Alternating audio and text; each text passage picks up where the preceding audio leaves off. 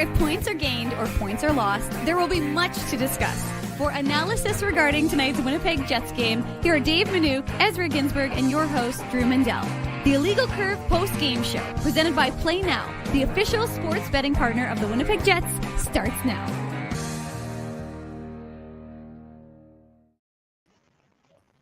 Good evening, Winnipeg. Good evening, Manitoba. And for all those joining us live, wherever you are in the interweb, good evening to you and welcome to the Illegal Curve post-game show. I'm your host for the evening, Dave Manouk, joined by my main man, Ezzy Ginsburg. And of course, there was a win for a Manitoba-based team in Ontario tonight. And we're here, of course, to talk about the Moose victory over Belleville at 3-2 in overtime. Kidding. We will get to that, as both Manitoba teams, the NHL and the AHL team, were victorious. But of course, this show, as is the Illegal Curve post-game show, which follows every Jets game. So we're here to talk, of course, about the 11th straight victory. And as I tweeted on various social media platforms, what's better than 10 wins in a row? 11 wins in a row. And when you and I started getting going in our preamble before we hit the go live button, we said, you know, without the Senators missing Brady Tkachuk and Josh Norris and Shane Pinto, they were severely hamstrung, and it did seem like this one was over once the Jets started to get rolling in that first period. But these Jets, Ezzy, they just don't seem to miss a beat. Jared Anderson-Dolan, of course, recalled. He was they didn't have an extra forward unless Morgan Barron was ready to come off IR. And because yesterday the Jets used it as a travel day rather than a practice day, it was it made sense to bring him up from the Moose and get some insurance there just in case they had an injury or they had someone that, Scott O'Neill said there were some guys who dealt with some bumps. So welcome to the Illegal Curve post-game show. Ezzy, what are your thoughts on the 11th straight win for this Winnipeg juggernaut? It's incredible. And, not surprised at all, right? Dave, you mentioned, no Brady Tkachuk, no Shane Pinto, no Josh Norris. That's 51 goals out of your lineup right now. Right. And the Senators are not exactly an offensive juggernaut, right? So going into this game, the Senators were a big underdog. Also having lost 4 games in a row, now 5 games in a row, they are not playing their best hockey of the season. And I just thought throughout this game, you saw a disjointed team, right? Obviously, there were flashes. Obviously Thomas Chabot gets a nice goal there. I mean, Timmy Stützle was doing Timmy Stützle things. He had some scoring chances. Including giving the puck up on the first goal.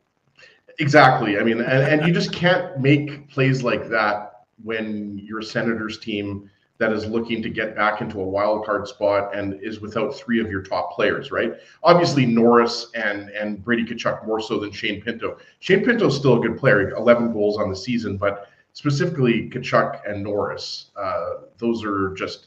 I mean, we were talking about it, before the post-game show. I mean, that's the equivalent of losing, Scheifele and Connor or Scheifele and Velarde, if you want to make a comparison to the Jets, right?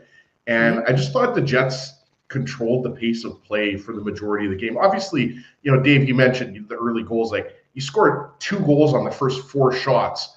That's not a good recipe for success. And we'll obviously get into the second goal. We'll get into all the goals, but the second goal, I mean, for Linus Ullmark, I mean, you just can't, off of the rebound from Nino Niederreiter, you just can't, that's on Ullmark. And Ullmark was horrible in his last game, right? He let in 5 goals. I forget how many shots, but his save percentage was, I think, below 700. Yeah. So that is not good, Dave. You don't have to ask if that's good, but 11 wins in a row is good. And I mean, I just saw a confident team that went in there. They have a lot more talent than the Senators, especially, as we mentioned, those 3 players out of the lineup. But I just saw a confident group. And, we'll break down the 5-on-3 and everything like that. But I thought that could have easily been a turning point for the Senators, right? Because let's be honest here, Dave, the Jets score on that 5-on-3, the game is over if it wasn't already, right? Right. You're up 2 goals on the Senators. We know that Connor Hellebuck rarely allows more than 2 goals, let alone 3 goals. So the Senators were already on their heels, but obviously that was a big penalty kill for them, the 5-on-3. but the Jets stuck with it. And I just thought they imposed their will all night long. The Scheifele line was excellent. I really liked the Lowry line. Obviously, we'll get into the fights. That was what you call a technical knockout by Adam Lowry over Tyler Clevin. He wasn't messing around. Knocked him. You're right. It knocked him out of the game. As a good point. Well, it was. I mean, look. I mean, Adam Lowry. Not many people get the best of Adam Lowry, and obviously, there was some rough stuff there, and we shouldn't be surprised, even with Brady Tkachuk out of the lineup. I believe Tkachuk is second in the NHL right now in penalty minutes. That's a pretty scrappy team. Guys like Ridley Gregg, Artem Zub. I mean, they've got guys that can mix it up, but. Yeah, I mean, just a very kind of matter-of-fact game from the Jets. It almost looked easy for the Jets at times, and I think it's a sign of a very confident, consistent team who, despite the fact that, they didn't necessarily play their best period in the first opening period, they still had the 2-0 lead, right? So, it was a team effort, and, they got it done on special teams, even though they didn't score in the power play, but they got it done on the PK. And, now they move on to Nashville with the chance to make it 12 in a row. And it has the other thing that's worth considering for sure is the fact that this was a desperate Ottawa team. This was an Ottawa team that, as of last night, were in the playoffs. Not by a lot. They weren't only by 1 point over Columbus. But at the end of the day, they were a playoff team. And you mentioned it, and it was one of the things I mentioned in the pregame report today, was the fact that the Senators, had lost 4 in a row. And you're right, you can't undersell the impact of those guys being out of the game, out of the lineup. But look, this is a team that was expecting Ullmark to be a difference maker for them in net. He's got 12 wins. Connor Hellebuyck has 36. Now, of course, I'm not comparing Connor Hellebuyck to Ullmark, but I'm just saying that it's an interesting. They're kind of a Jekyll and Hyde team a little bit, because they're, even though, like I said, they're on the bubble in terms of the playoffs now, further behind. If I don't know. I don't think Columbus. There are only 3 games tonight, including this one. So I believe, and Columbus played last night. Like I said, doing the Jets a favor, by the way. I think, was that last night when they beat Dallas? I think they beat Dallas 6-4 last night. So, that allowed them to leapfrog Ottawa, which is why this game was so important. Why the Senators were motivated to not allow this to become 5 games in a row with a loss. And it was, like you said, Ezzy, when you miss that kind of talent from your lineup, 51 goals, it's going to be an uphill climb. But you're right. The Jets didn't need to play their A game, or probably even their B game, and they were going to be able to beat the Senators. But I thought they treated them with respect, and it was a I wouldn't say a totally even game, but I just thought that it was a well played road game by Winnipeg. I thought Lowry was kind of imposing his will physically, and as a result, they really had control in that hockey game from my perspective for most of that hockey game. Right, and now I see our boy Dom Zappi is now talking about the Shen brothers after they were brought up during the broadcast. It's like, last week it was Brock Nelson or Jared McCann, and then now it's kind of switched over to Braden Shen, and I guess who else is kind of in the conversation. There was a lot of talk of Scott Lawton on the Philadelphia Flyers, right, Dave? So just keeping an eye on the chat. We got a lot of talk about who the Jets may acquire with just over a week to go before the trade deadline. But I'm just quick. I'm on record. I don't think, again, unless they're moving out a player, I don't think the Jets make any moves until the deadline, because I don't think that they want to have to put someone on waivers and lose them, i.e. Hayden Fleury, realistically. So, people could say I'm wrong, which I could be. But again, I think if they move a player out, I don't see the Jets putting someone on waivers to acquire. Yeah, and it's hard to say right now, right, Dave, because we don't know if the Jets are targeted in on a certain player, and maybe there's negotiations going on right now. It's tough to tell this time of year. It would definitely be different than last year, when obviously, the Jets got their trading going early, acquiring Sean Monahan and Tyler Toffoli, right? And then obviously Colin Miller was at the deadline. But you could be right, Dave. I think the logic definitely makes sense to me, and I guess that's why it's logic. But I think it's hard to say, look, I'm not Braden Shen. I think his best years are behind him. I'm a big Braden Shen, good Saskatchewan boy.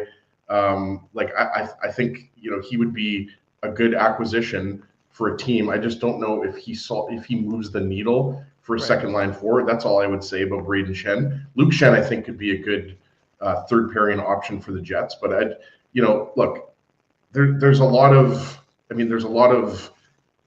reasons why make an argument why the Jets should be augmenting their lineup. But the way they're playing now, Dave, 11 wins in a row, I could definitely hear an argument that the Jets should just be tinkering and maybe not making a massive splash. And again, I'm not saying that, one train of thought is necessarily better than the other, but right now the Jets are, with the exception of Morgan Barron, they're healthy right now. And Nemesnikov, Perfetti, and Ehlers, you just can't ignore how they're playing at 5-on-5, right? No because question, yep. Earlier this season, they were in a big funk and they couldn't get it together. And now you're seeing these guys feeding off of each other and complementing each other. And again, just for the record, I'm not saying that I don't think that the Jets should acquire a second line center. All I'm saying is right now, that second line is playing pretty well.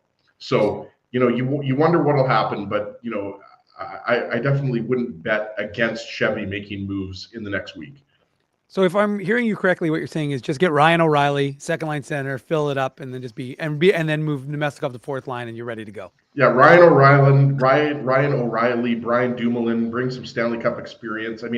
There's a lot of good players out there. We talked about Mario Ferraro, left side defenseman. He could be an option for the Jets. Tico Napoli wants Jared McCann. Well, Jared McCann's a good hockey player, right? And I think Jared McCann, for me, look, again, I'm getting a little bit off track here, and I think we should get back to tonight's game between the Jets and Sens. Yep. But Jared McCann, to me, moves the needle more. I just don't think Braden Shen, at this point in his career, brings enough offense, and whereas Jared McCann, I think, can. Yeah. Look, maybe the Jets, maybe we're going to see a McCann-Alexiak package deal from the Kraken. I have no idea. I really don't, Dave. It's tough to say. I've said this all along to you and to Drew and on the show. I think it could be a player that we haven't been talking about at all. It could be a la Paul Stastny in 2018, right? But yeah, it's definitely an exciting time of year to discuss all of the different possibilities and players that are out there right now. For sure. And look, at the end of the day, this is the post-game show. This is not our Saturday show. It's not a special edition show where we're breaking down a trade that the Winnipeg Jets have made. So let's focus on the 4-1 win. Although, Ezzy, one of the things we're going to have to talk about, and I saw it in the comment, I didn't see who said it, Ezzy, but, they did make the observation. I was thinking about it earlier. Jets power play, though. Ooh, it's finding a bad time to go cold. That's not so good. Everybody's writing about how historic it is. And I think 0 for 4 tonight. 0 for 2. I think it's at 31%. That's terrible. I was going to say they were at 33, 34. So I don't. If we have to complain about something, I guess we can complain about that one thing. Yeah. Well, look, I'm kidding, of course. No, to be clear, I know, but the folks in the podcast are going to listen after. Just to be clear, there's a smile on my face. I'm trying to inflect some humor into this post game show. Yeah, I think most people are picking up what you're throwing down, Dave. There we go. There's no doubt that, look, and it was kind of funny too. Was that the first Jets power play or the second Jets power play? The first unit was out there for the full 2 minutes. Oh, I know. Right, and they had the control of the puck, and they were zipping the puck around. I just thought it was a kind of a situation where it was just a little bit too stagnant, and there was a point where Gabe Vilardi, I thought, to the side of the net of Linus Ullmark, could have just stuffed the puck in and shot it, but he was looking for Kyle Connor, which obviously, a lot of the time they are looking to Connor for the shot, but it just wasn't as effective as we've seen it in the past. But I don't think it's anything to be too worried about. Obviously, the most important thing here is that, the Jets were the much better team at 5-on-5, maybe with the exception of the first period. I didn't think the first period was fantastic. It was okay. Yeah. But I think as that game progressed, at times the Jets just controlled the middle of the ice and they just weren't allowing Ottawa to really do anything. And to me, tonight was just the skill took over. The Jets are a much more organized team, just a team that had a game plan and they executed it. You think, tonight's game, we talked about it, the Senators having lost 4 games in a row, Allmark coming off of a horrible performance against Montreal. They were motivated. And I just didn't see that urgency from, you saw it after, later in the game. But I thought, earlier in the game, there wasn't that urgency from the Senators. And, give the Jets credit. They took advantage of some Senators' mistakes earlier in the game, and they capitalized. Obviously, we already talked about the Perfetti goal, which we'll get into in the Play Now game recap. But sometimes it doesn't have to be a perfect game, and that's, I think, the sign. I've said this before. I think the sign of a great team is, you can have a bad period here, you can have a bad period there, and your big boys take care of business. And tonight they got goals from all 3 lines. There you go. Well, let's get into it. You teased it a little bit, as it is time for the Play Now. 3 of 4 lines. Sorry, Dave, I should say. Yeah, that's fair. Here we go. The Play Now game recap.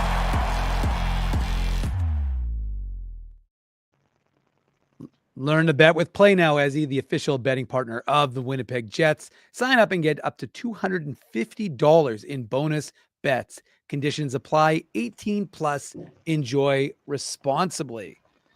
Well, by the way, that was a bit of it felt like a delayed reaction because the game was supposed to start at 6:00, and as everyone knew, I was doing double duty. I had the Belleville, the Moose and Senators on in Belleville. I had the Jets and Senators on in Ottawa. Watching my phone, watching the TV, multitasking. Lots was happening, and again, like I said, we'll get into both games. Well, we'll get into the AHL game after the commercial break, but we'll talk about both games here on. Speaking of multitasking, can we also give a shout out to Mike McIntyre for pounding out that story about Josh Morrissey? Like, I think that story was published like 20 minutes before the game started tonight. If you don't know what I'm talking about, Mike McIntyre wrote a story.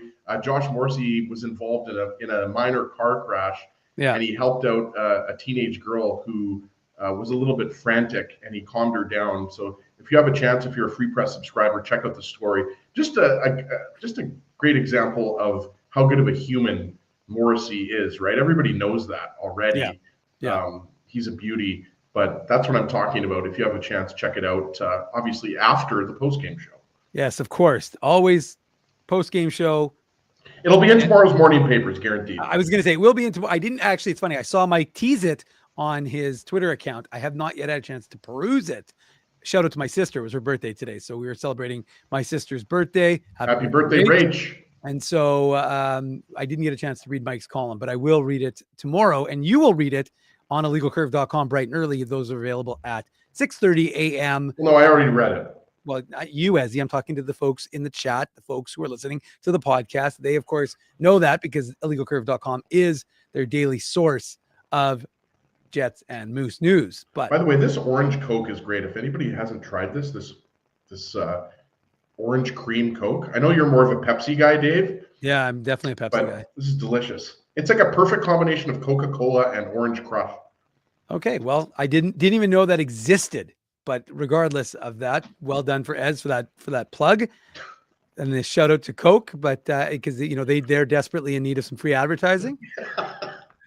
The Jets open the scoring, Ezzy. It is Perfetti, who has been, I highlighted the chat earlier. I mean, I highlighted the comment in the chat because he was having an up and down season, and then he made his comments, scored his hat trick, and he's got 5 goals. 7 assists in his last 10 games, including tonight's goal. And he just seems to be, playing just a more assertive game. And I don't know about you, and I don't know if you're, just even the idea of like the fact that he recognized, okay, there's an opportunity. I'm going to go to the front of the net and I'm going to, have again, we all know how cerebral he is, how smart a player he is. So of course his stick is positioned in the right spot, but he went on the original kind of quasi 2-on-1 rush with Vlad Nemestikov, but you just recognize like he takes a bit of he's just smart. He finds the time and space. Got to give credit to Nikolai Ehlers, his 33rd assist. He fires it, sees Perfetti is wide open, fires it over to him. And like I said, Perfetti just right place, right time, gets it over there, and the Jets have a 1-0 lead. Yeah, and it ultimately comes down to here, like the Senators are just, it's a bad giveaway by Timmy Stützle, obviously, Terrible. but it's also the Senators are out of position. Like this is just scrambling around, and like Nemesnikov started it off with some good speed into the Senators zone, and then Stützle and Travis Hamonic, he goes for skate. I thought Hamonic actually had a very good first period. I think he had 5 or 6 shot attempts and 2 or 3 shots on net. So obviously a shout out to the resident from Manitoba. So this to me is, again, when things are going well, players are finding each other, and they seem to be in the right spots. And when players get into the spots, their teammates will get them the puck. And instead of Nikolai Ehlers maybe bringing this puck into the zone, he sees that Perfetti's open and he gets it right to him. And it's an easy tap-in goal for Perfetti, right? And Linus Ullmark doesn't have much of a chance. But to me, this is just another example of, the word connected is thrown around a lot, and you hear that, but like this line really has found some chemistry, and they're finding each other on the ice, and they're producing. And that was, like you said, Dave, like you go back to December, early January, even through mid-January, and this line just wasn't getting it done at 5-on-5. So yeah, just taking advantage of a turnover, and just the Senators flying the zone. And just, again, the Senators had 7 defensemen on the ice tonight, and they needed an extra couple defensemen out there because look, I'm a big Jake Sanderson fan. You know that from watching him play at UND, son of former Hartford Whaler Jeff Sanderson, obviously. Thomas Chabot's obviously an excellent defenseman. Like, I think the Senators team is still pretty good, even despite these injuries. I think the Senators put up a good fight tonight. I just thought that they were like kind of discombobulated, and they were making too many turnovers, and obviously the Jets made them pay for this one. Well, and further to the point you're making, and this is not, I haven't looked because of course of just getting into it, so I haven't had a chance to break down all the numbers, but this was what these guys did. And you could have read this, of course, Ezzy, if you were reading Connor Harabchak's Next Day Thoughts, which are available after every single Jets game on a little site called illegalcurve.com. But speaking of that line of Perfetti, Nemesnikov, and Ehlers, and 5-on-5 specifically, in 11 minutes and 4 seconds of 5-on-5, the Jets led in shots on goal, 7-0 in their minutes. The scoring chances, 7-2, high danger chances, 6-1, and shot attempts, 16-4. Now, I know I'm talking about a game against San Jose versus the game against Ottawa. Like I said, I haven't had a chance to look at their numbers now, but it's just confirming what we're seeing. And that's not just, and again, this isn't a one game off and we're like, okay, it's one game against a bad team. This has been consistent. This is what this line has consistently done since they've just kind of turned the page, since they've seemed to have put it all together. And it doesn't mean that you don't have to make any changes. Maybe, I mean, again, like I said, if they don't, it's hard to argue with this Jets club right now. Like they don't seem to be a paper tiger, right? They doesn't seem to be, it's not a mirage. Like, again, think about, this was game 60 on the season, folks, 60. So it's not like there's a small sample size. The only sample size that's small was the Jets losing when the Jets went 3-7 during that one stretch. And I don't even think it was 3-7 through the 10. I thought it was, maybe it was, I thought it was 4-6, but anyway, I think it was 4-6. But the point is either 3-7 or 4-6. But the point is they had that one stretch around the 30 game mark, 20 something game mark to the 35 game mark where they, around that 6-game road trip, right? Yeah. Where they struggled. But I mean, this is game 60 and they've won 11 in a row. And like I illustrated on Twitter last game, this Jets team, when they got to their 41st win in game 59 last year, it took them till game 66, the 17-18, the best year they've ever had when they finished with 114 points. They got to win 41 in like game 68 or 69. Now they had more, like they had less regulation losses. They had more shootouts and overtime losses. That's how they accumulated a lot of points. Can we also stop comparing like this season? Not you, Dave, specifically. I mean, you're going to do it. Let's be honest. But I mean, this season. Let's give the folks a backstory. There's nothing I love more than when I do something on Twitter and then I get a text from Ezzy saying, "Just stop." And I know it's never intense. Like he never wants me to really stop, but it's our shtick. So that's what he's talking about. Well, I can say just stop, but if anybody knows your slogan, it's can't stop, won't stop. Exactly. But when you're talking about this Jets team, I mean, it's different just based on the fact they started the season 15-1. Like that's different than last year. That's obviously different than the 2017-18 season. They didn't have this cushion, this crazy lead over most teams in the league. And that's why I think, like, everyone gets it. This team is going to have more wins than the 2017-18 team. It's going to have more wins than obviously last year's 23-24 team. I don't know if they get to 60 wins, but I think they're going to easily get to 55 wins. Obviously, to get to 60 wins, they're going to have to win like 85 to 90% of their games, right, Dave? Something ridiculous like that, because there's 22 games left. Yeah. And they would have to win 19 of those games. So most likely they're not going to hit 60 wins, but like I said, 55 to 57 wins, whatever they end up with, is an incredible season. That's going to go down as, one of the best regular season records in NHL history, right? Because the record is 62 wins in a season, right? So, I mean, the Jets right now are in an unbelievable position. And a win like tonight, I think, is a perfect example of, it's kind of it was mentioned earlier, we had the comment up, it is a bit of a bizarre kind of short back-to-back where you're going Ottawa to Nashville, and then you're coming back, and then you're playing Philadelphia, and then you're going back on an Eastern road trip. So yeah, it's a little bit of a, not as, not something necessarily that we've seen yet this season, but, the Jets got it done tonight. And, on paper, they should have won this game because of the injuries to the Ottawa Senators. And I think, they took advantage of that. And like I said earlier, I know it's a cliche, but I thought that they imposed their will. They controlled the pace of play. And I thought especially there were some shifts where Scheifele, Connor, Velarde, like they just, like they were dominant out there. And, this was, a 2-goal game in the in the second period and third period for a little bit, but they could have easily scored a goal or two on that 5-on-3 power play, and then this is a 5-1 game going into the third period, right? So, yeah, really impressive, and hopefully they can keep it going tomorrow night. Well, we'll find that out. Of course, we'll be doing an Illegal Curve post-game show after tomorrow night's game a little bit later. Tomorrow's game starts, of course, at 7 o'clock because it's in Nashville back in Central Time. So that post-game show is around 9:40. So 24 hours and 20 minutes from now, we'll be hitting that go live button, most likely, unless the game goes to overtime or a shootout, then it'll be a little bit later.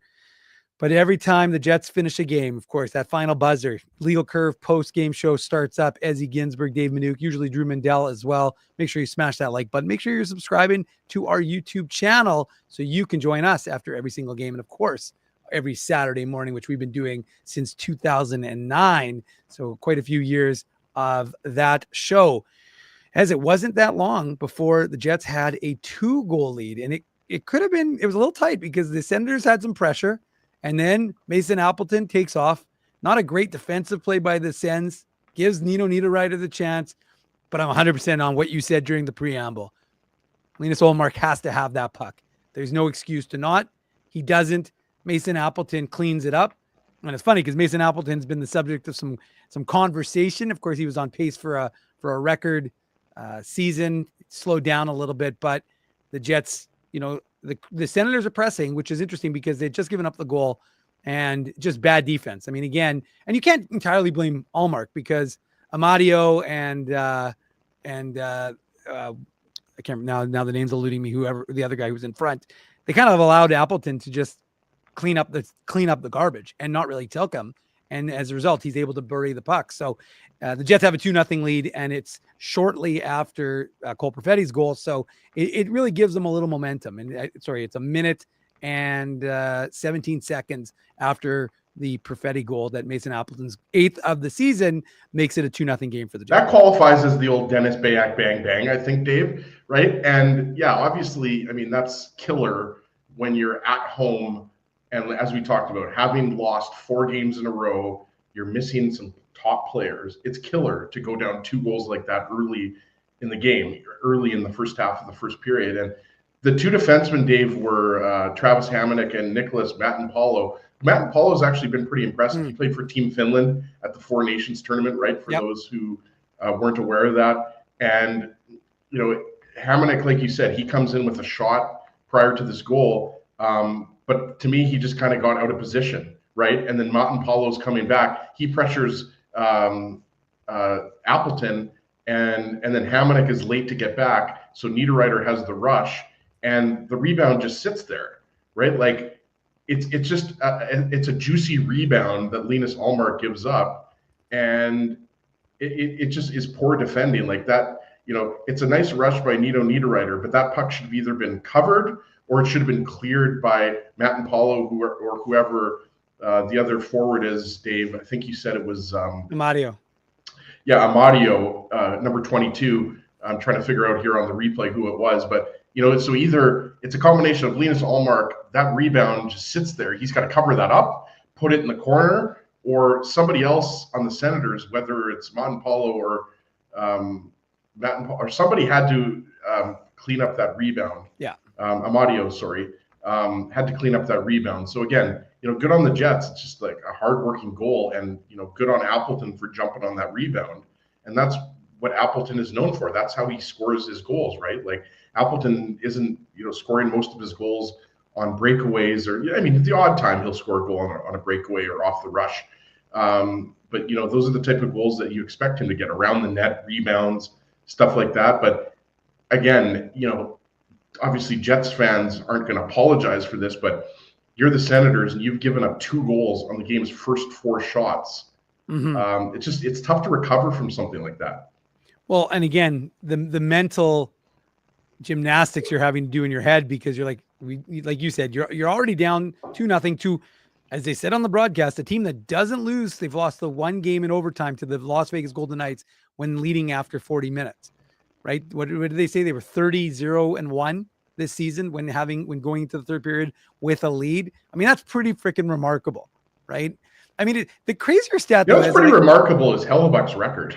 Yeah, well, that's true. That is true. That's why a lot of folks are saying that they think he could hit 50 this year. But you know, the speaking of records, and I don't know if we talked about it because I don't know if it came out before we finished the last show, but I couldn't believe when I saw, and maybe I'll throw this to the folks in the chat because I'm curious what they thought. Were you shocked to see that the Jets were the first team in NHL history to tie the game in the final minute in consecutive games and win in OT? I was surprised to see that. Or a shootout, sorry, because they wanted obviously in a shootout, then overtime. But like, I can't believe that never happened in NHL history. Like I read the stat and I thought it was funny because everybody kind of ran with it. And I was like, is the source of the stat like legitimate? And they seemed like it. They were some American-based stats company, but I read that and I was like, how is that possible that that's never happened in NHL history before? Seems shocking. No, it's a good point. Yeah. And I mean, it's rare to come back when you're, especially like the way they did that, you know, not having scored any goals up until that point and absolutely being goalied by Vitek Vanacek, right? But you're right. I think it was surprising to hear that the Jets were the first team to do it like that. Yeah. Anyways, I just thought it was curious, but as I wrote about in the pregame report, of course, available on a list called legalcurve.com, shameless plug. But you know, one of the things I said was, I suspect that Scott Arniel, as much as he might enjoy that stat, would rather be in control of the hockey game and not chasing the hockey game. And that's what they were for most of this game. There were some fights. I don't know if do you want to talk about the fights that happened? Sure. TKO. That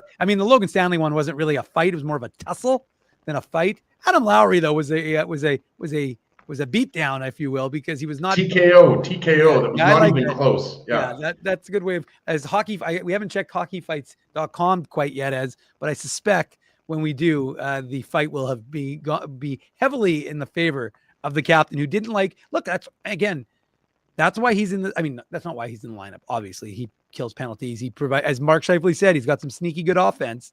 But he's 6'5". He imposes his will. We know he likes to go up and have the tough matchups, but he's also not afraid to defend his teammates when needed. No, absolutely. But is there not an argument to be made that Artem Zub should have got a penalty on Mark Scheifele there, right? Like that Probably, for sure. The puck wasn't there. I mean, at the very least, that's, I don't know if you call that kneeing or if that's tripping or interference, whatever, Dave. I think, Scheifele obviously wasn't happy. That's why Logan Stanley comes in there. I'm not really sure, like I haven't watched the replay. I'm not really sure why he got the extra couple minutes. Like it was a fight that never really started. So it was kind of a pretty big momentum swing, right? You're thinking maybe Zub got a penalty there because you saw the referees huddling up. You thought maybe the Jets were going to get the power play, and then obviously the Senators get the power play. And two roughing calls on Stanley in the same thing. It's very unusual. Yeah, you just don't see that very often. Speaking of things you don't see very often, You'd be like, okay, well, he got a roughing call, so what's the second roughing call? Isn't it all roughing? Right, and at that point in the game, it's early in the game, and that was a big kill, and we've talked about it, right? Since January 1st, the Jets are whatever they are, 7th or 8th in the NHL in PK. That's a top 10 PK, and I thought that was. And the Senators' power play is pretty decent, actually. 11th. They were coming into the game. They were 11th overall. Yeah, and Timmy Stützle, he is their Kyle Connor in terms of how dangerous he is as a passing option, but also a shooting option. And you could see that the power play goes through Timmy Stützle, right? And that's even with Brady Tkachuk and Josh Norris in the lineup. Stützle is who they use, like I said, kind of similar to. Like not exactly, but similar to how the Jets use Kyle Connor. And that was a big penalty kill to start the game, right? And, obviously the fight after, I mean, I like to see that type of stuff. You don't see fighting very often. But obviously, Clevin got the worst of it.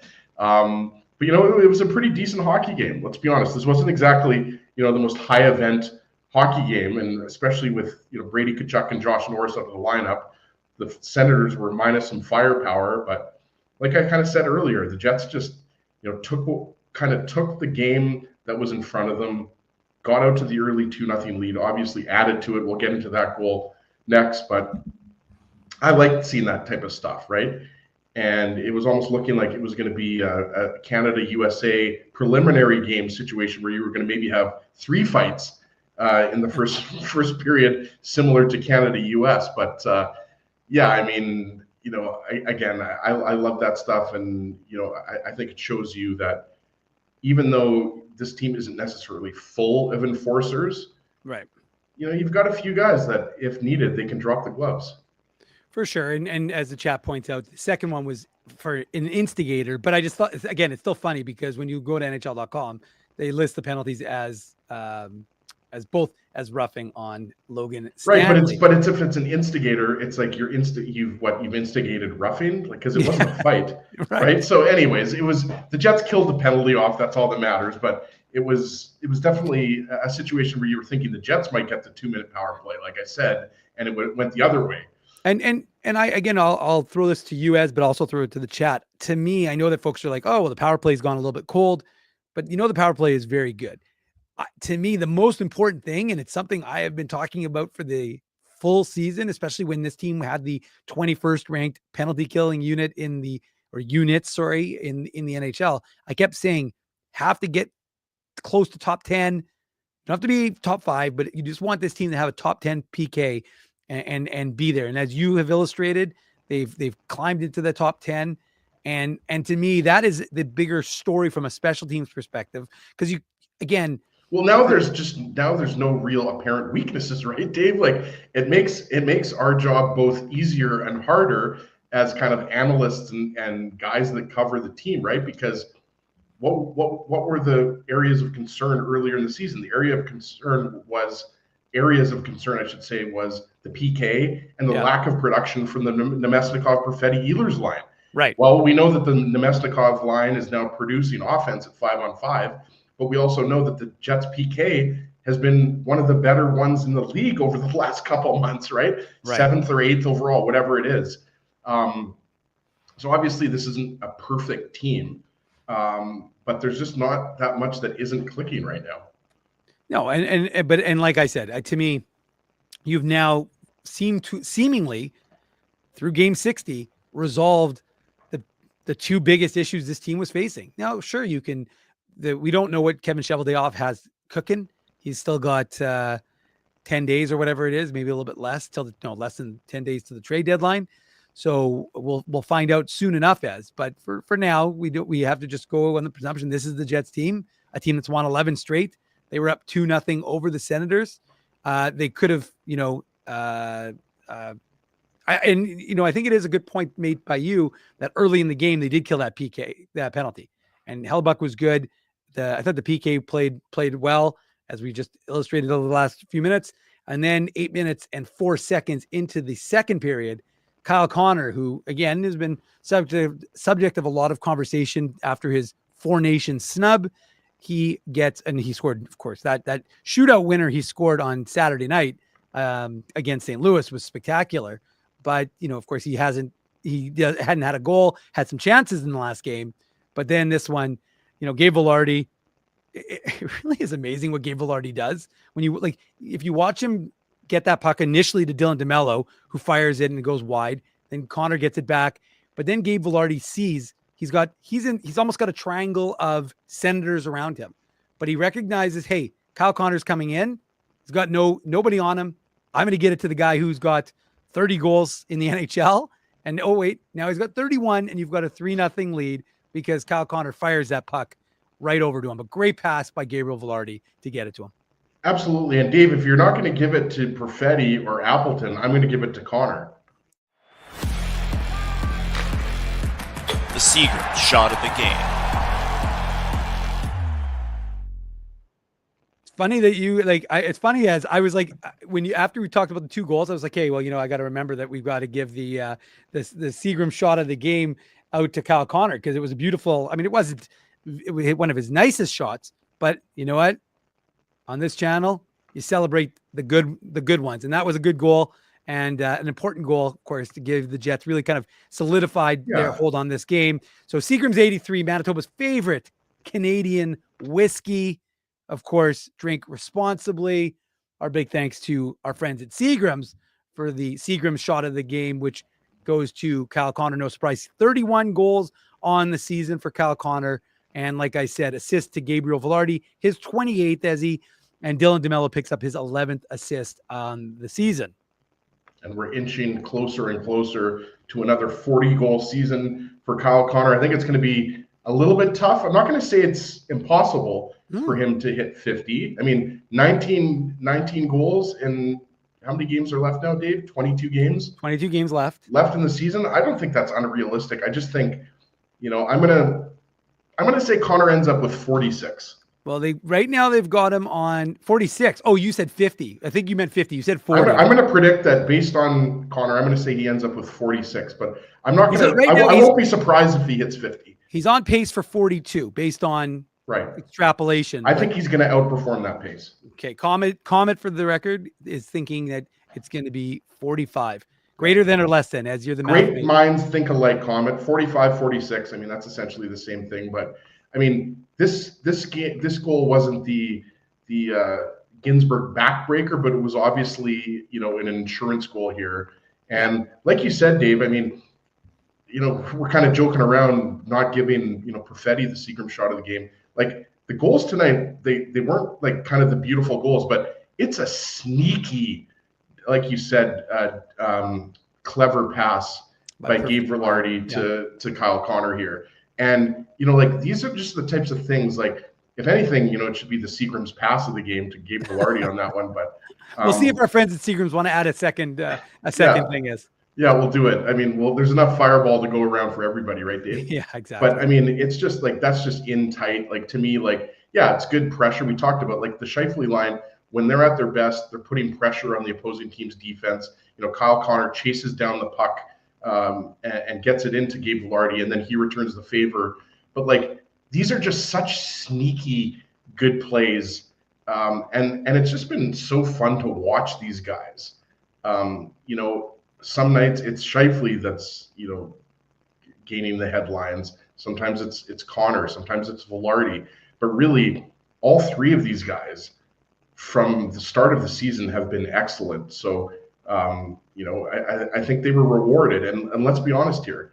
I mean, we can't lose lose touch of the fact that the Jets were dominant over the San Jose Sharks. And that line was really good. And, they could have easily had 2 or 3 goals in that game. So to me, this was just a continuation, and the Jets were getting rewarded. Like we talked about, most games you're not scoring 2 goals in the first 4 shots. And you're not, at that point, I think they probably had, something like 15 shots on goal or something like that. So most games your shooting percentage isn't that high. But I was just really impressed by, the pursuit of the puck by Kyle Connor, and then just that really nice kind of drop pass by Velarde there.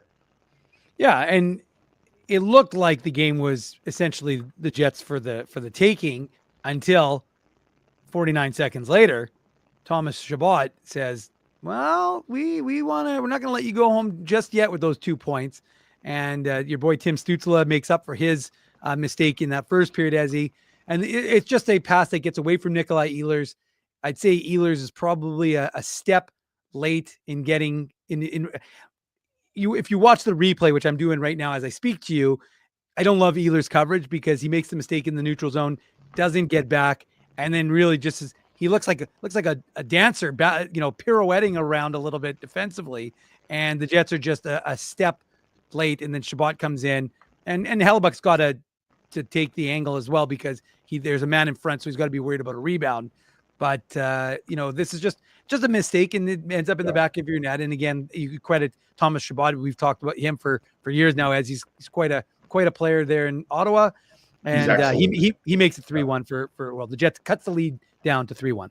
He's not a guy. Again, this is probably recency bias because the Four Nations tournament just started, but is Thomas Chabot not a guy that's in the conversation for Team Canada at the Olympics, right? There's a lot of good defensemen. I told you, like a guy like I think that should be getting more attention is a guy like Jacob Chychrun for Team Canada, but obviously, Thomas Harley comes in, so you got to think Harley's now going to be a guy. Harley was amazing. Harley was very good.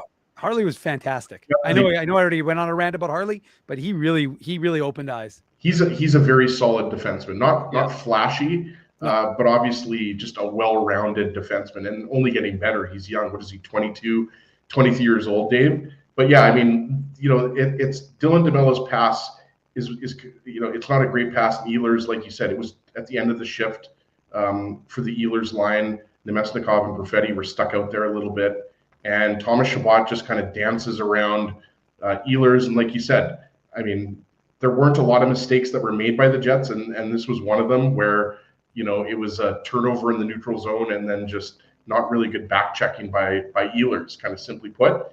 And the Ottawa Senators, at least for a little bit of time, were back in the game because obviously we'll get into the 5-on-3 and everything like that. I mean, the Jets were all over the Senators. The puck was in the Senators zone for the majority of the second period.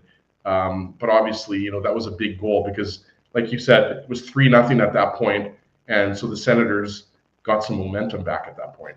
Yeah, and as you alluded to in your comments just now, Ezzy, we're expecting there's a lot of opportunity for the Jets to add because your boy Nicholas Mantanpalo takes a high sticking penalty against Nino Niederreiter and also gets hit with the old broken stick penalty. And then Jake Sanderson gets the hooking penalty while they're killing the double minor against Gabriel Velarde. So the Jets really had a chance to break it open right after the goals had gone in for both the Jets, obviously for Kyle Connor and Thomas Chabot, but they were unable to do so. And we said the Sens PK played well, and the Jets had lots of opportunity as well. Yeah, and I'm not sure if Mantanpalo doesn't know the rule because it was kind of an odd situation, right? Where his stick breaks and he went to make a play. I forget which Jets forward it was, but it was just kind of an odd sequence. Like, we were talking about this earlier. How often do you see a kind of non-fight like we saw with Logan Stanley and Artem Zub, and then you see one guy get 2 minutes kind of instigating or he gets double roughing, but the other guy gets one roughing minor. Yeah. Same thing with this. Like, you rarely see a guy get 2 penalties, one for high sticking and then one for playing with the broken stick, right? So, regardless, the Senators had a lot of zone time, and they had some chances. And we talked about it. Like, Timmy Stützle had a scoring chance that I remember. Drake Batherson had a scoring chance, but for the most part, the Jets were. I'm talking about when the Senators had the power play now. But I thought that on this particular play, the Jets it was just one too many passes, and I think from what I remember, they were moving the puck pretty well, and if anything, you just like to see a little bit more of that kind of shot mentality. But give the Senators credit; their PK is pretty decent, and that allowed them. They stuck in that game. If the Jets go up 3 goals, then we know obviously the Senators aren't coming back. But what the Senators did by killing off that 5-on-3 was just allowing themselves, to and again, Jake Sanderson, obviously we should mention. He was fantastic in this game. He's a really good player. And that's the thing, right? Like, remember, there was a lot of talk as when he was in his draft here, even though I think he went 5th overall to Ottawa, 5th or 6th, I think 5th, right? But sounds right. Yeah. The Montana product was heavily coveted by Winnipeg. Mm-hmm. Folks will remember. No, absolutely. And Sanderson, again, he's still in his early 20s. He's only going to get better. Yeah. But he's just got all the tools. He's obviously got the pedigree, right? But that could have been a turning point if you're the Senators, that they could have scored after that. They had some decent chances, but for the most part, I thought that this was, again, the Jets made sure that they kept most of the pucks to the outside. There weren't a lot of second chances. Like, the Jets played their structure. They played a solid game tonight.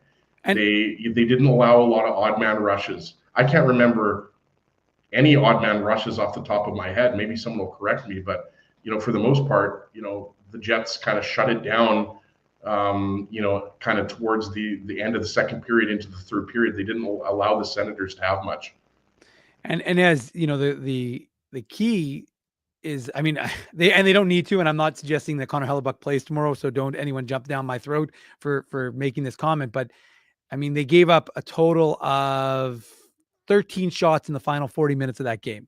So you talk about control, and obviously the benefit of having a 5-on-3. Oh, you're still muted. Sorry, I'm muted, Dave. Sorry, I just checked. The Senators had 3 high danger chances in the second and third period. Right. No, and that's right? the point. So that's just like I'm saying, like, they shut it down, and that's something that I think, is you talk about Hellebuck's goaltending, obviously, which deserves a lot. Like, he's the best goalie in the world. He absolutely is in the Hart Trophy conversation, if not the Hart Trophy favorite right now. And obviously, Scheifele, Connor, Velarde having great years, Ehlers, like, there's no Morrissey, there's no shortage of guys, but the Jets' ability to lock down a lead, I mean, it's surgical at this point. They've done this how many times this year to teams where, they get a 2-goal lead and they just go into lockdown mode and they don't give the teams anything to gain momentum off of. Well, and that's the point that you just made, and obviously, because you just finished saying it, and one I made. And look, they outshot them 18 to, it was 12 all in shots after the first, 18-11 in favor of Winnipeg, and again, not surprising. And then the craziest part is, if you look at the third period where Ottawa's down 3-1, so you think, okay, they're going to press, they're going to try and get into it. And again, I will acknowledge missing the firepower they were missing, not insignificant, but the Jets outshot them 9-2, and like I said, I don't think it was a ton of high danger chances. I think it was 8 all out, 5-on-5 between both teams. At least that's what Natural Stat Trick had today as. But for me, that's the key. Like you just said, they locked it down. They didn't give up the puck. They had possession of the puck. Again, I don't know what the final numbers have looked at because I haven't had a chance to look at them. I will admit I was watching the Moose game in addition to watching the Jets game. Shout out to Dom Toninato. I know we're going to do the Manuk Moose Minute a little bit later, but you love to see that. I mean, a guy that got a little bit of action in the NHL this year, right? Yeah. And it's been let's be honest, it's been a tough year. So, like, give the Moose credit here. What are they, 3-1 now on the road trip, Dave? Yep, 3-1. 4-1, 3-1. Nope, 3-1. So look, these guys have pride. Like they're not going to throw in the towel. They might be last in the division, but they're still competing. And they obviously are benefiting from having a guy like Dylan Coughlin on the back end. Yep.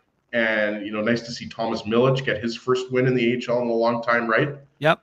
So look, let's be honest. Like it's nice to see the Moose having some success because it's been a tough year. Well, and it's interesting because the loss of or not having Tkachuk, Norris, and Pinto in the lineup, there were 2 recalls up from Belleville that impacted the Moose, of course, because they didn't have those guys. The guys like Angus Crookshank. Yeah, exactly. And there, what's his name? There was one other guy. I can't remember who the other recall was. I've got it in the pregame report.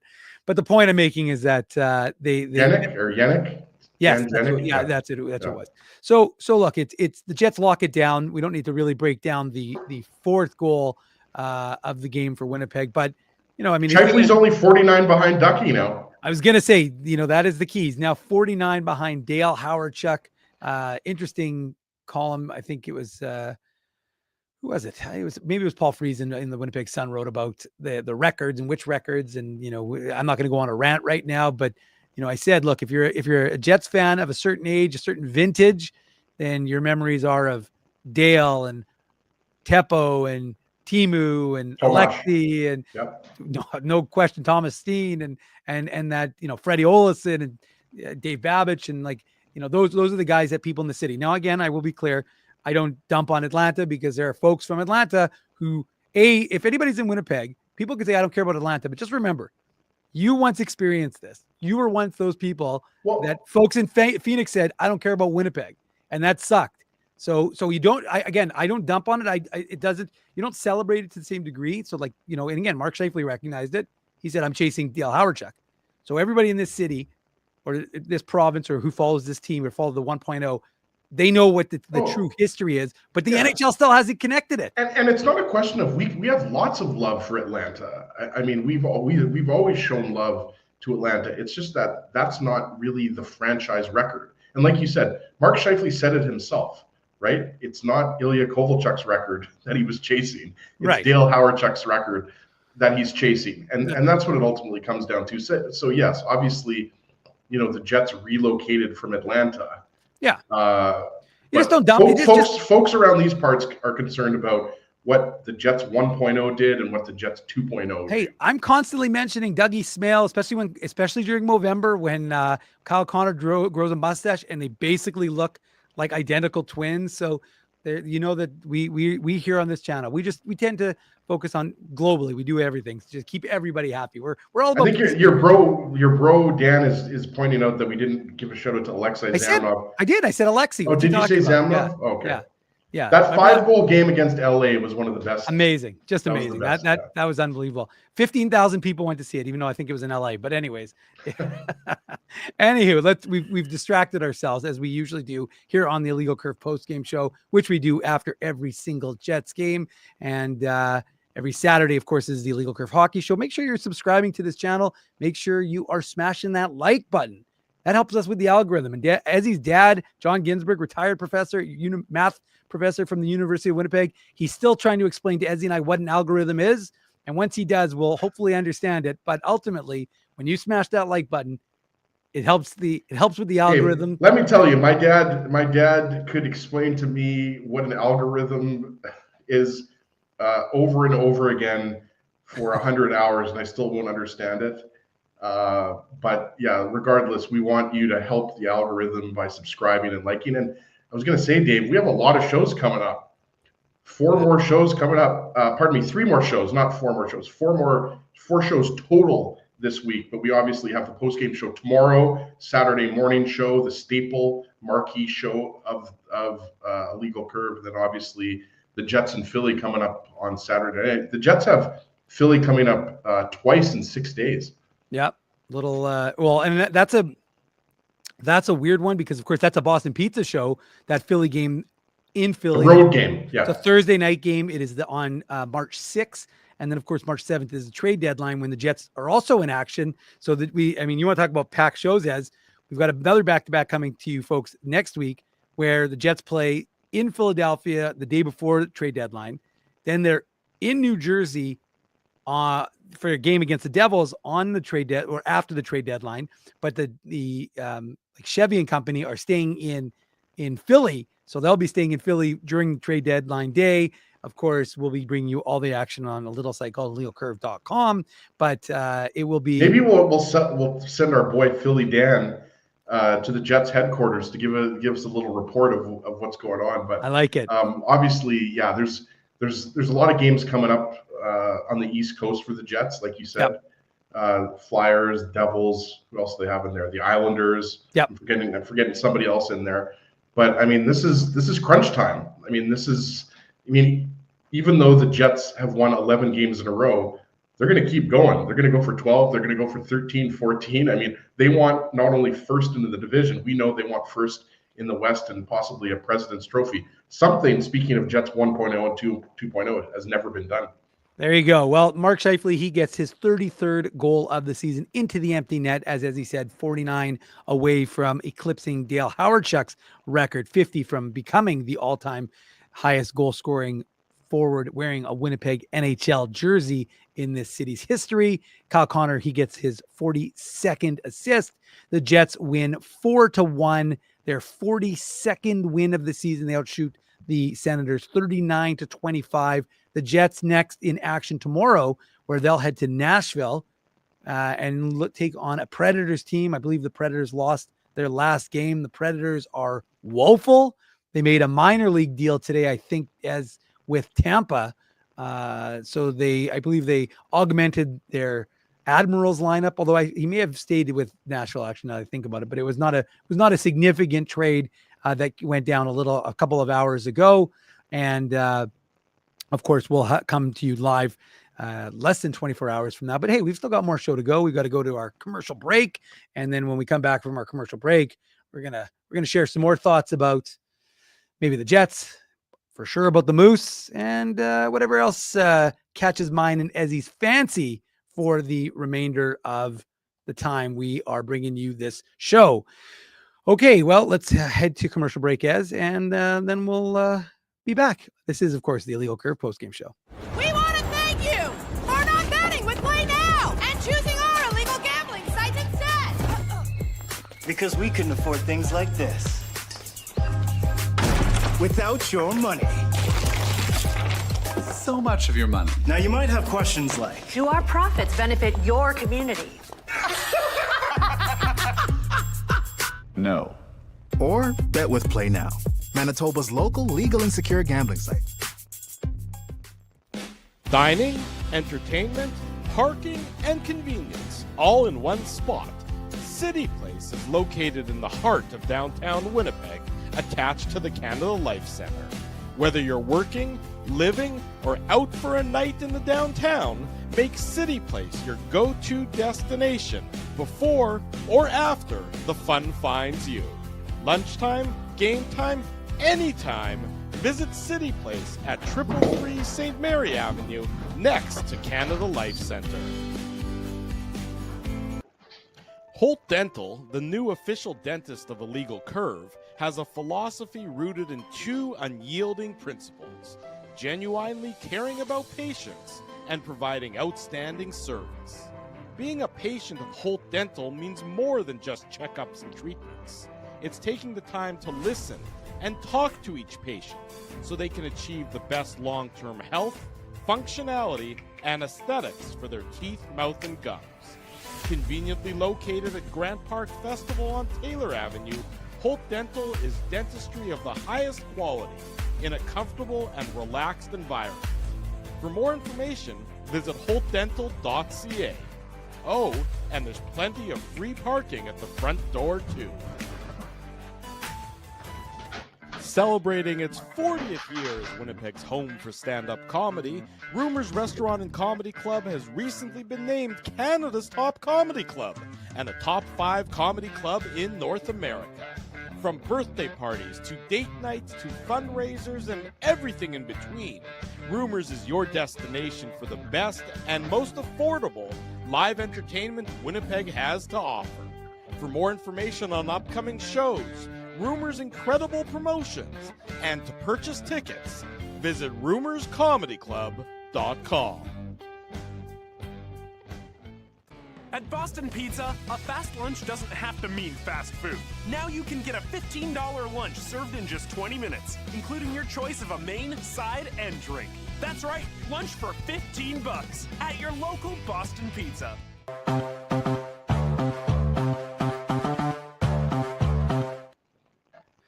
Welcome back to the Illegal Curve post-game show. I'm Dave Minuk. He's Ezzy Ginsburg, and we are concluded as discussing the Jets' 4-1 win, their 11th straight victory. And speaking of 11 straight victories, as per NHL public relations, the Jets skated to their 11th straight victory to extend their lead atop the NHL standings, which everyone knew.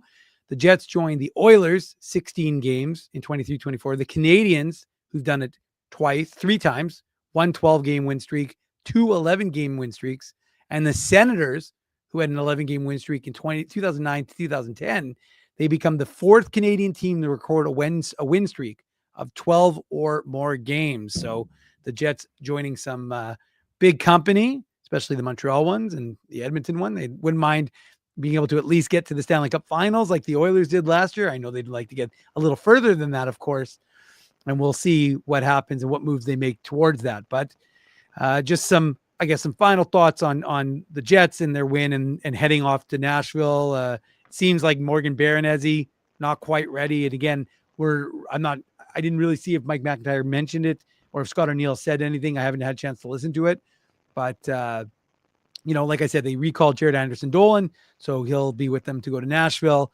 We'll see. I also thought it was funny, and I'm sure you were seeing a lot of this on social media when you reported that Jared Anderson-Dolan had been recalled by the Jets. A lot of people were thinking that there might be a trade that was imminent, right? Because we're obviously at that point in the season where trades are happening, right? But obviously it was just insurance, right?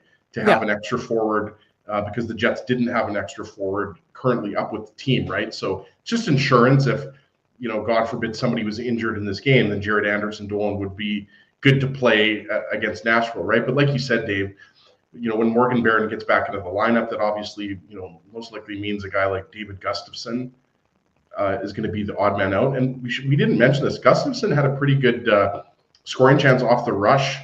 Can't remember if that was in the first period or the second period, but Gustafsson, has quietly been impressive. I think not necessarily, putting up the big offensive numbers, but that's not his game. Just playing, really solid along with Rasmus Kupari and Al Iafallo, right? So just wanted to get that in there. That I think, Gustafsson, we expect to go back to kind of being that 13th forward. But I've been really impressed with his play. I think he's quietly just done a really nice job.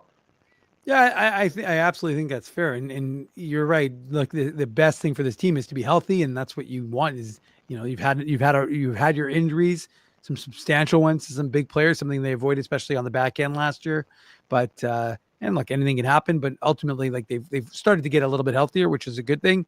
And we'll find out tomorrow if Morgan Barron, because Scott O'Neill did list Morgan Barron as a potential to return to the lineup on the road trip. Now I don't know the nature of the skating this morning, if it was an optional, if they actually, I would imagine it wasn't an optional because of the fact that they didn't skate yesterday. So they wouldn't have had an optional today, but they of course won't skate tomorrow. So if Morgan Barron wasn't ready to go and they're not ready to take him off IR, then it seems unlikely that he plays tomorrow. Maybe he plays against the Flyers here on Saturday night. Should be a fun one. Saturday night hockey is always fun when the Jets are in town. There's another team, though, Ezzy, in this market that was also in action. And I love when we get the symmetry between the NHL and AHL teams to have both the clubs going against each other. And if they're both on the road, especially given the distance between Belleville and Ottawa, which I believe is about a 2.5 hour, 3 hour drive.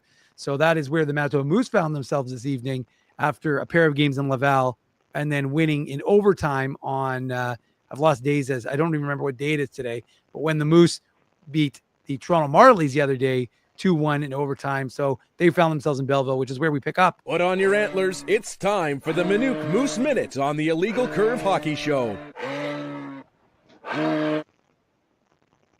Like, Dave, I was waiting for you to hit it, but then I thought that maybe you were waiting for me to hit it. I was. Okay, that's what I thought. Because there's no look, Dave. It's your bumper. You can obviously hit your own bumper, but I was going to hit it, but I was waiting for that kind of perfect timing to do it. But regardless, we got it in there. So there we go. It was funny. I was watching you were watching me, and I was like, "Hey, is he going to hit it? Am I going to hit it? What's going on here?" But ultimately, the button has been hit. The Moose Minute signal has gone on, like the bat signal. The Moose in action. Like I said, they've won. They beat Laval, the best team in the AHL. They lost to Laval, the best team in the AHL, and then they beat the Toronto Marlies, comeback win. And like I said, Dominic Toninato, the captain, he got it done to give them a 2-1 win. This one didn't start very well. A familiar name though, as he scored a goal. Wyatt Bongiovanni. He's a great kid, really nice kid.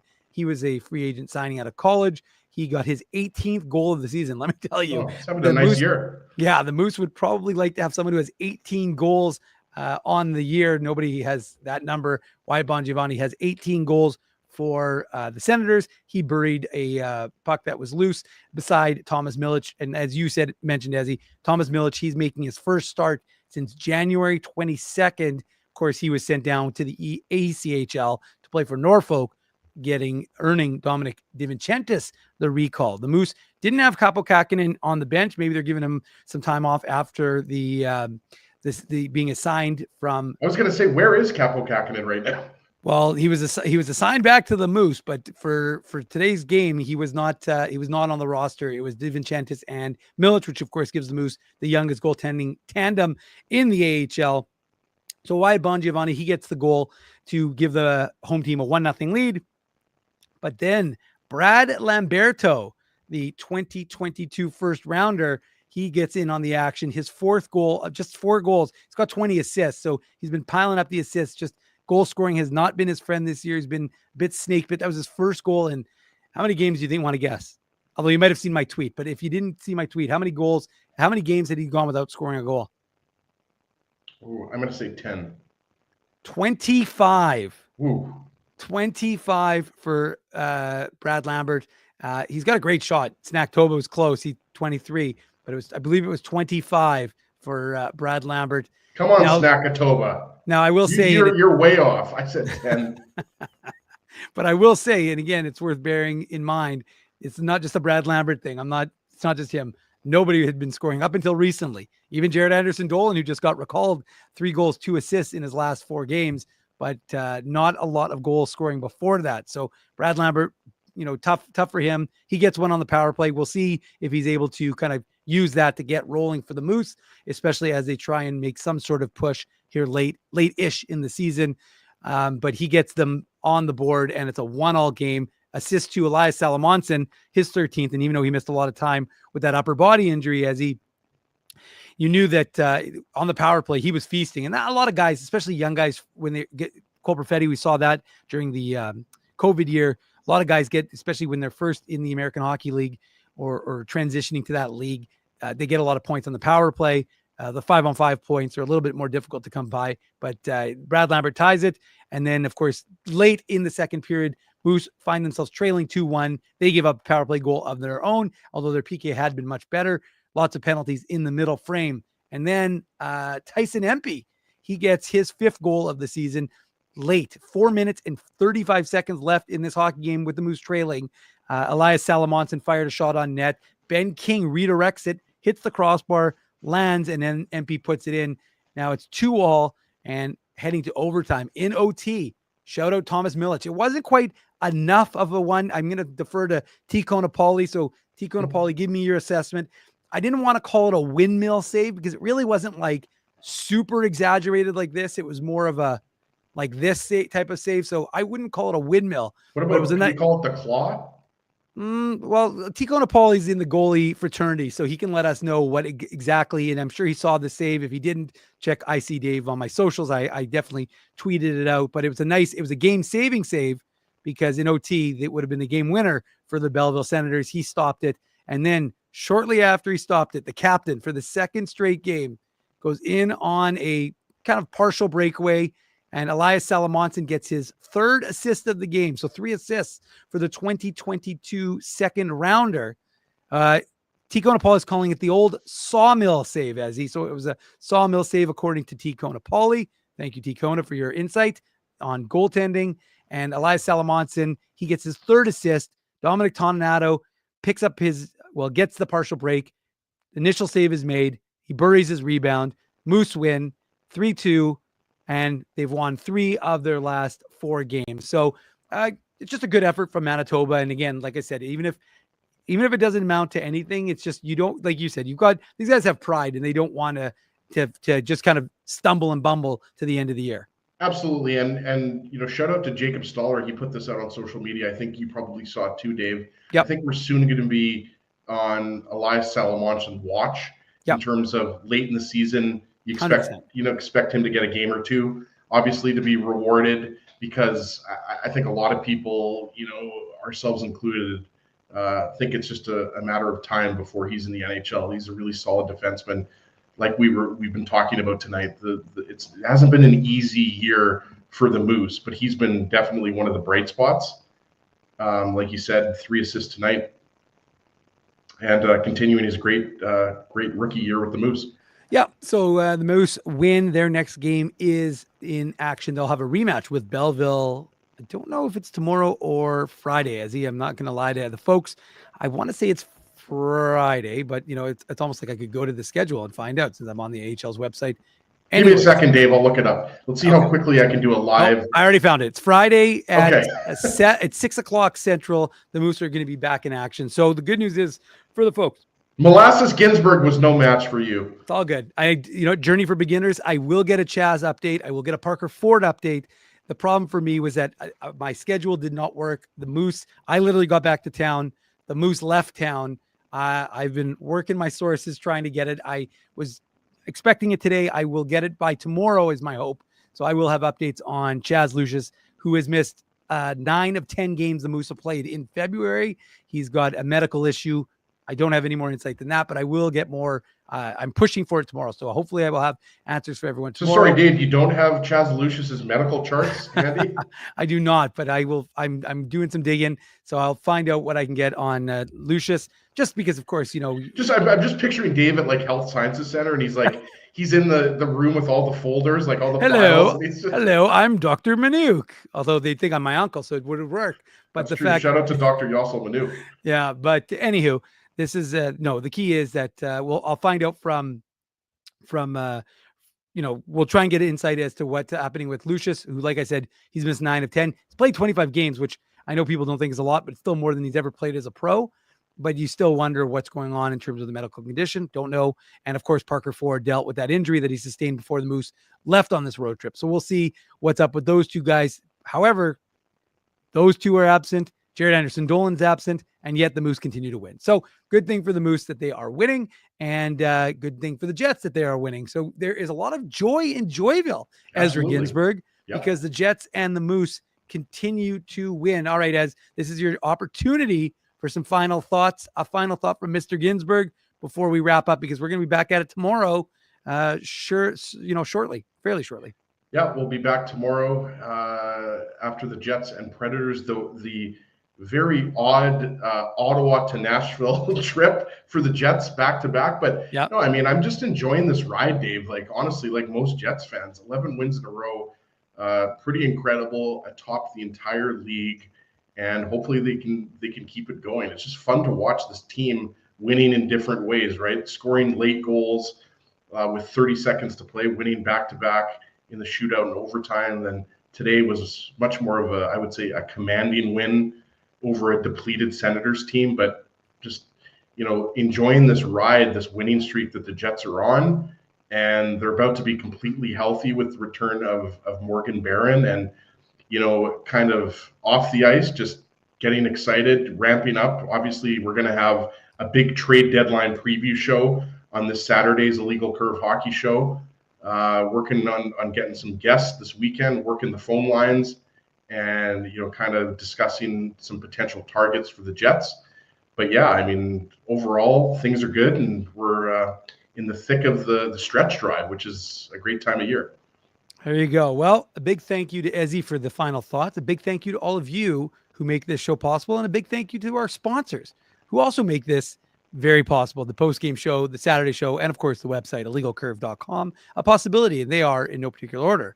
Rumors Restaurant and Comedy Club, Play Now, Holt Dental, Boston Pizza, City Place, Seagram's, and new on illegalcurve.com, Transcona Overhead Doors. So big shout out to Transcona Overhead Doors. We welcome them aboard the Illegal Curve trade. And so if you need some help with your garage door, go to Transcona Overhead Doors. And we've got all their information, illegalcurve.com. Click on the ad from there and tell them Illegal Curve sent you. Support these fine businesses because of their continued support of Illegal Curve Hockey. For Ezra Ginsburg, I am Dave Manouk. We will see you guys and girls back on this show in less than 24 hours. And of course, the website, illegalcurve.com, will have all the latest Jets and Moose news, including recaps from both games tonight. Well, not yet, because I'm still going to be writing them after I hit the live button, but we'll have those live. We'll have the podcast. We'll have it all. Thanks very much for joining us tonight, guys. We will talk to you tomorrow.